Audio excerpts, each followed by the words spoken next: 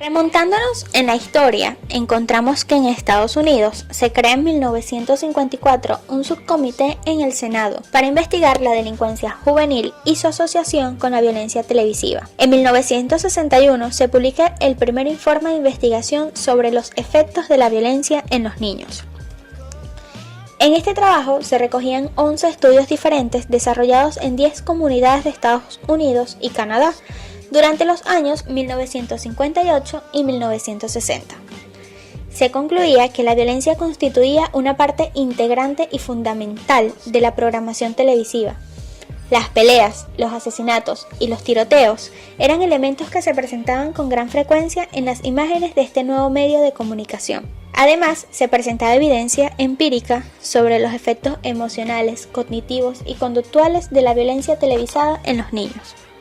A partir de los años 60 se efectuará un análisis mucho más minucioso y detallado acerca de la violencia en la televisión. Varios factores y circunstancias sociales contribuyeron a este resultado. En Estados Unidos, los años 60 fueron una época de importantes eventos sociales. Se produjo un gran incremento de disturbios en determinados núcleos urbanos, se daba un mayor activismo político en los campus universitarios y tuvieron lugar numerosas protestas por la guerra de Vietnam. Todo ello provocaba un clima social de miedo generalizado por el aumento de la tasa de criminalidad y generaba la impresión de que el tejido social se estaba quebrando. Además, es importante recordar que es la época en la que se asesina a 4 figuras públicas de renombre: John Kennedy, Malcolm, Martin Luther King y Robert Kennedy. En respuesta a esta situación, el presidente en ese entonces de los Estados Unidos, Lyndon Johnson, estableció en 1968 la Comisión Nacional de los Estados Unidos sobre las causas y la prevención de la violencia. Aunque dicha comisión buscaba analizar todas las fuentes de la violencia social, se hizo un hincapié especial en la televisión como agente causal de gran parte de esa violencia. El método de análisis que se utilizó para evaluar los aspectos cuantitativos y cualitativos de la violencia en televisión fue el análisis de contenido, y el proyecto de investigación fue encargado al profesor George Gepner, decano entonces de la Escuela de Comunicación Annenberg de la Universidad de Pensilvania. Este esfuerzo por analizar sistemáticamente la violencia en la televisión supuso el inicio de lo que más tarde se denominaría Proyecto de Indicadores Culturales. George Gepner y su equipo inician esta investigación en el año 1967 hasta el año 1992 para conocer los verdaderos efectos de la televisión como medio de comunicación de masas y en las consecuencias que tiene para las creencias, los valores y la cultura de una sociedad. Los supuestos puntos de partida para este proyecto fueron: la primera de ellas es que la televisión es la fuente de imágenes y mensajes más extensamente compartidos en la sociedad. En el hogar estadounidense promedio se ven 7 horas diarias de televisión, y en los niños a partir de los 2 años de edad ven al menos 3 horas diarias aún antes de saber hablar. La televisión es el eje simbólico del ambiente en el que nacen nuestros hijos y en el que todos vivimos nuestra vida, según Gepner. El segundo supuesto propone que la frecuente exposición a la televisión produce en el largo plazo asunciones equivocadas sobre las características del mundo social. Y el último supuesto es que la televisión transmite mensajes uniformes que refuerzan los valores y las creencias más convencionales. La rentabilidad del medio depende de la venta de los espacios de publicidad, los cuales son más caros cuando se exponen a una mayor audiencia. Por eso se producen programas con propuestas convencionales y repetición de fórmulas exitosas, y esto lo podemos observar hasta en la actualidad.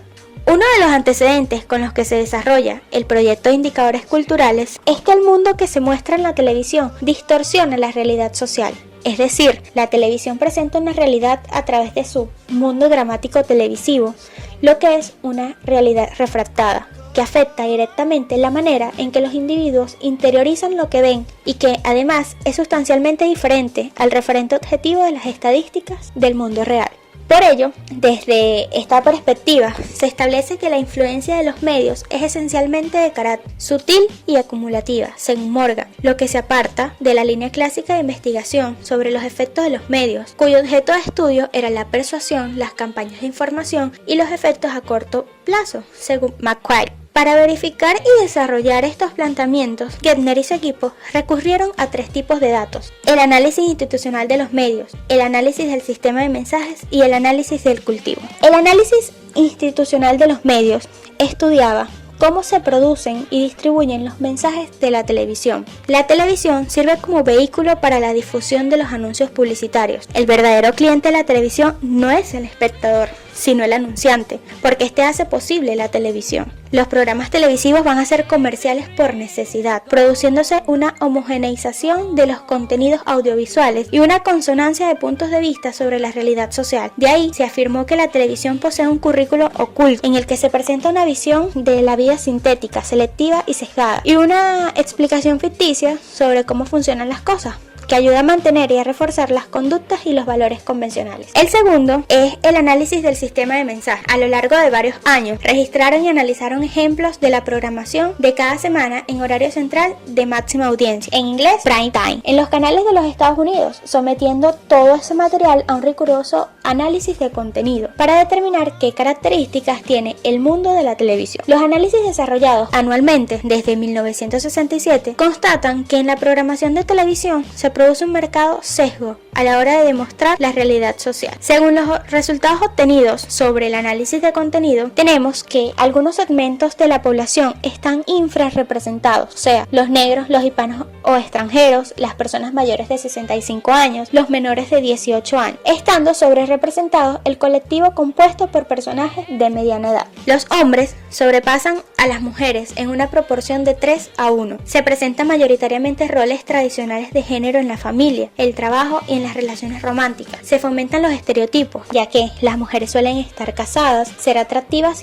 y afectivas, trabajan a las órdenes de un hombre, dependientes económicamente de él, dedicadas a tareas domésticas y sin desempeñar una actividad profesional, y cuando lo hacen son mayormente secretarias, enfermeras, sirvientas o modelos. Tienen una personalidad afectiva, mientras que en los hombres predomina el poder y la racionalidad. Se cultiva el mito de la clase media como modelo del perfecto estadounidense, es decir, está sobre representada, sin cederle mucho espacio a la clase social alta o a la clase social baja, y lo mismo pasa con las minorías étnicas, que son subrepresentadas. Por ejemplo, en el contenido televisivo, 7 de cada 10 personajes son de clase media, profesionales o son directivos. Los trabajadores industriales y de servicios representan el 67% del total de los estadounidenses, pero solo ocupan el 10% de los personajes televisivos. El tema central en los programas televisivos lo constituye la violencia. En el prime time de los Estados Unidos, el 50% de los personajes centrales de los programas se veía envuelto en episodios de violencia y un 10% en muerte. El 20% de los personajes trabajaba en profesiones relacionadas con la vigilancia de la ley y la persecución de los delincuentes, cuando en el mundo real este se situaba en un 1%.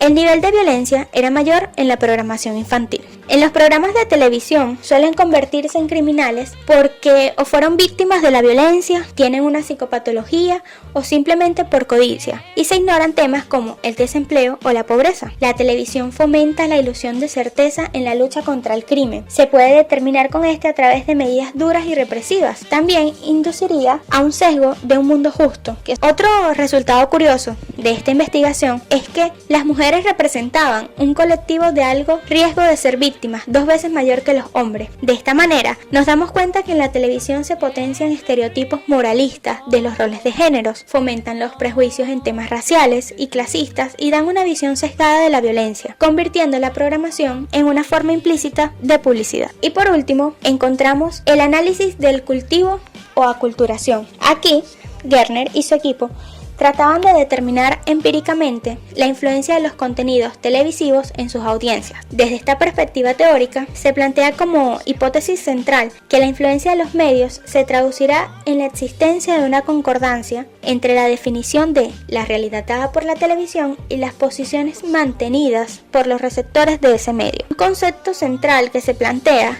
es la noción de cultivo, que se refiere a la contribución de la televisión a las concepciones de los televidentes. En esta investigación se explora si los espectadores saben que lo que consumen en la televisión es simplemente ficción o es la realidad que se vive. Es por ello que el enfoque de Gerner enfatiza la función de reproducción ideológica de los medios. Sin embargo, esta función no se expresa mediante un discurso explícitamente opresivo, sino principalmente cuando los medios convierten la realidad en ficción, según Roda. Según algunos resultados obtenidos sobre el análisis de cultivo, podemos decir que para comprobar su hipótesis sobre la realidad de la televisión como agente de aculturación en creencias y valores convencionales, los autores llevaron a cabo múltiples estudios. En sus análisis utilizan datos de la encuesta social general del Centro de Investigación de Opinión Nacional correspondientes a 1975, 1977, 1978 y 1980. En total, participaron 6.020 personas en unas entrevistas de aproximadamente 1 hora de duración, dependiendo de las horas diarias de televisión que veía. Los encuestados fueron divididos en televidentes ligeros, o sea, veían la televisión menos de 2 horas al día. Los televidentes medios veían televisión entre 2 y 4 horas al día. Y los televidentes duros, quienes veían la televisión más de 4 horas al día. Se observó que en la muestra de televidentes duros había más mujeres, ancianos, jóvenes y personas sin estudios superiores, mientras que los televidentes ligeros eran en su mayoría personas de mediana edad con estudios universitarios y renta más elevada. Para todos los análisis se controlaron los factores que podrían también influir, por ejemplo, la edad, el género o la ideología política, comparando siempre subgrupos homogéneos en esos factores. Gertner y sus colaboradores llevan años indicando que el mundo de la televisión es un mundo violento y constatan también, comparando con los datos de los análisis de contenido con datos de la realidad social como tasas de criminalidad, que el delito en la programación de máxima audiencia es 10 veces más habitual que en el mundo real. La violencia televisiva constituye ante todo una demostración de poder, ya que se describen las condiciones en que ésta es legítima y quienes pueden ser víctimas más probables. La originalidad del proyecto de indicadores culturales se debe al hecho de indagar, mediante el análisis de cultivo, los efectos sutiles de las lecciones simbólicas de violencia expresadas en la televisión, en vez de centrarse en el papel de la televisión como inductor de conductas agresivas. En este contexto, un concepto central en el análisis de Gertner y su equipo es el de victimización. Señalan que una de las consecuencias de una exposición masiva a la violencia de la televisión no es tanto el incremento de las conductas agresivas, sino que se instaura en el público la sensación de riesgo y vulnerabilidad personal y la interiorizan de los supuestos convencionales y estereotipados presentes en la televisión. De todo esto resulta apabullante, mas no increíble, cómo la humanidad ha resultado afectada por esas creaciones de las que usualmente se nos enorgullece. Es una verdad evidente que, por sí mismos, los objetos inanimados no tienen ningún tipo de responsabilidad moral ante los actos de los que sean móviles, y esto mismo da pie a una extensa variedad de funciones que la mano humana puede otorgarles. La televisión es el paradigma más reconocido de este mismo argumento. En el escaso tiempo que lleva existiendo, ha logrado incentivar enormes cambios sociales alrededor del mundo, los cuales consideramos que están envueltos en más prejuicios que ventajas. Y es que si por algo se caracteriza este medio, es por la omnipresente publicidad, aquella técnica que usualmente se vale de manipulaciones y engaños para alcanzar esos beneficios cuestionables. De esta manera, exactamente como lo plantea el estudio revisado, la televisión y su clientela ha logrado distorsionar la realidad valiéndose de una fuerte modus operandi que ha colaborado estrechamente con la instauración de modelos del mundo totalmente trastocado. ¿De qué manera podemos actuar ante este sistema de desfiguración constante? Creemos que dejar de consumir la televisión, aunque válida y comprensible, es una solución incompleta si lo que se hace mediante este invento es presentar una violencia descomunal y mantener estereotipos irracionales que perpetúen visiones conservadoras junto a un largo etcétera. Entonces informémonos, vivamos la vida auténticamente y así estos sutiles ataques carecerán de cualquier efectividad. Si se aprovechan de la ignorancia de la gente sin cesar, busquemos el conocimiento con el mismo rigor y de tal forma seremos inmanipulables. Entendamos que la televisión, las redes sociales y otros medios deben ser parte de únicamente nuestro sistema de entretenimiento, porque en el momento en el que lo dejamos de atravesar tal umbral, pueden convertirse en graves amenazas a la razón y al buen juicio.